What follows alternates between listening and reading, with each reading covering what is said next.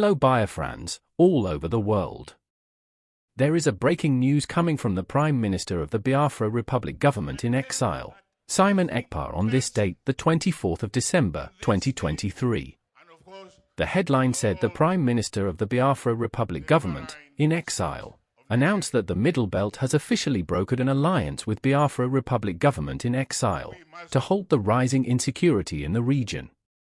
Biafra Republic government in exile will raise a liberation army to protect citizens from criminal elements tormenting Middle Belt in the coming weeks. It is a welcome development by the Biafra Republic government in exile announces alliance with Middle Belt to halt insecurity, as the Holy Book may have it in quote, "For the earnest expectation of the Middle Belt creature waited for the liberation manifestation of the sons of God in that region. For the creature was made subject to vanity, not willingly, but by reason of him who hath subjected the same in hope." The former Nigeria Army General T.Y. Danjuma from Middle Belt have once raised the alarm as follows. Armed forces collude with those behind killings, and that if we all wait for the army to protect us, we shall all die. Please let us hear what he have to say on the situation report.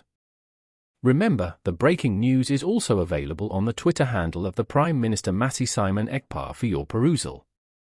Please viewers, do us a favor, share to your friends and family, like and subscribe as well. Thanks for watching. But the peace in this state is under assault. There is an attempt at ethnic cleansing in this state, and of course in all the riverine states of Nigeria. We must resist it. We must stop it. Every one of us must rise up. The armed forces are not neutral. They collude. They collude. They collude with the armed bandits that kill people, kill Nigerians. They facilitate their movements. They cover them.